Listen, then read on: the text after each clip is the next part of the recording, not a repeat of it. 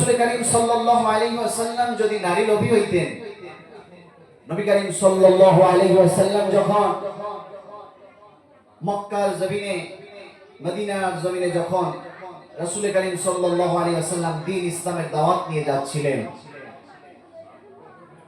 মক্কার মানুষগুলোর কাছে আমার রাসূল যখন কালেমার দাওয়াত নিয়ে যখন মক্কাবাসীর কাছে গিয়ে গিয়ে বলতে লাগলেন, পড়ো কুলু লা ইলাহা ইল্লাল্লাহ তুফলিহুন, ওই মক্কার মানুষগুলি আমার আপনার নবী মুহাম্মাদুর রাসূলুল্লাহ সাল্লাল্লাহু আলাইহি ওয়াসাল্লাম কি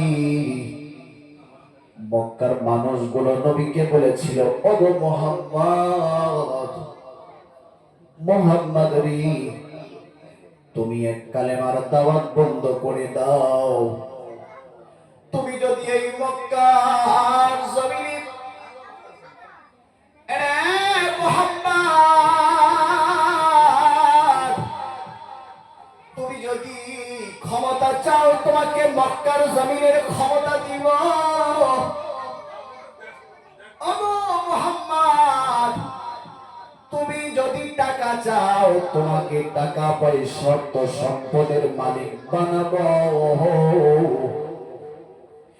তুমি যদি এই মক্কার জমিনে সবচেয়ে সুন্দরী একজন নারী চাও, মুহাম্মদ তোমাকে তাও দিব, কিন্তু তুমি কালেমা ছেড়ে দাও।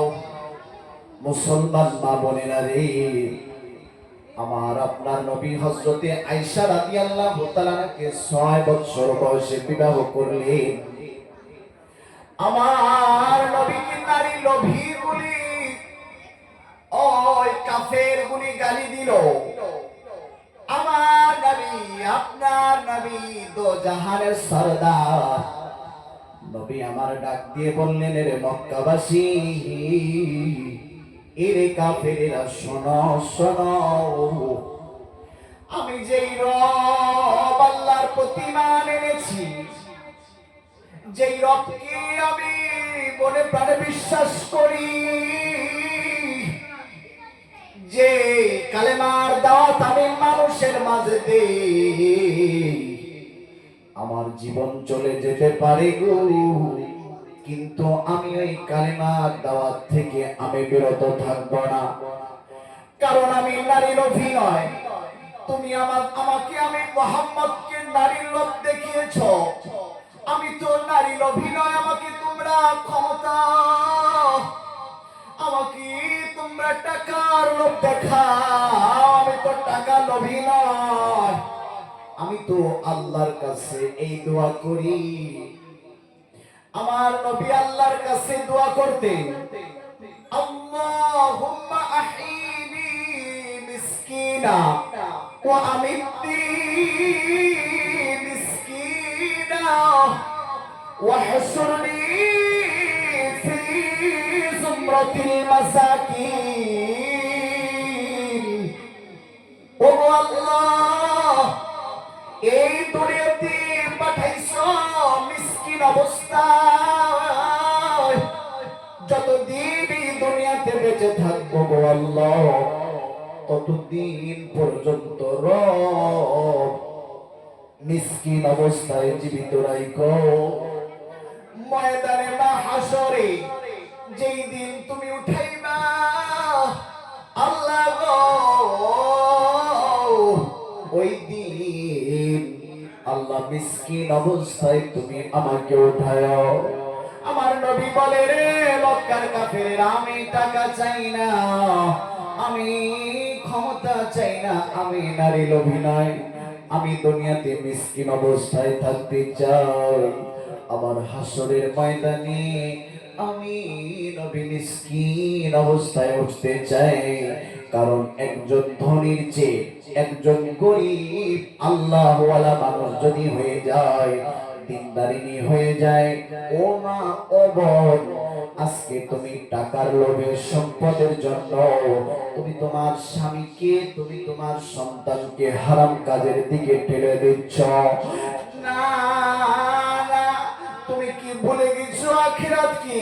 তুমি কি ভুলে গেছো পরকাল কি?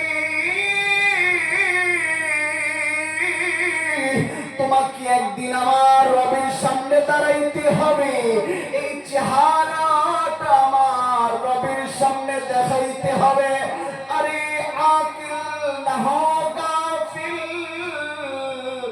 अरे आकिल न हो गाफिल, तुझे दुनिया से जाना ही, तुझे के दिन ये रब को सामने दिखाते हैं। ओ माँ ও বোন, তুমি কি দুনিয়ার জমিনে আসার পর এই দুনিয়ার জমিনের চাকচিক্য সৌন্দর্য পাইয়া তুমি সুন্দর স্বামী পাইছ, তুমি গালি পাইছ, সব পাইয়া তুমি আখিরাতকে ভুলিয়া হারাম উপার্জনের দিকে তুমি দৌড়াচ্ছ। হারাম উপার্জনের জন্য স্বামীকে তুমি উদ্বুদ্ধ করছো। মা বোনদের খেদমতে আমি বলতে চাই, না না না, আমার আপনার নবী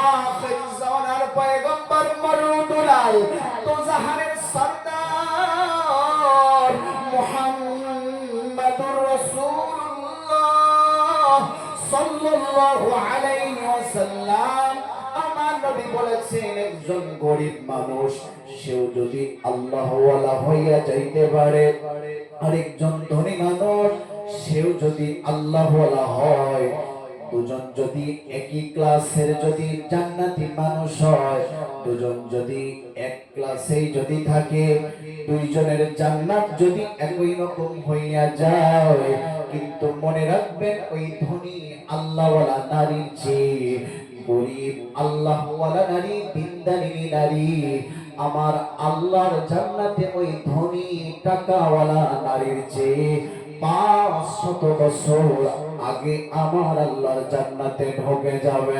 সুবহানাল্লাহ। এই জন্য হযরত আয়েশা রাদিয়াল্লাহু তাআলা এই মহিলা মাদ্রাসা, এখানে দ্বীনি শিক্ষা দেওয়া হয়, আল্লাহওয়ালা বানানোর এই ফ্যাক্টরি, এখানে ভর্তি হইলে আপনার সন্তানের মধ্যে তাকওয়া ঢুকবে, আপনার সন্তানের দিলের মধ্যে কোরআন ঢুকবে।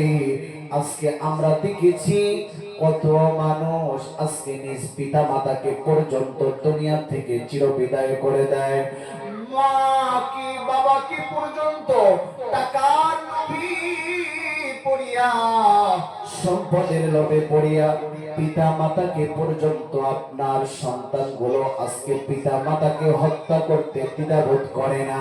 কারণ একটাই, মা আপনার সন্তানের মধ্যে তিনি শিক্ষা নাই।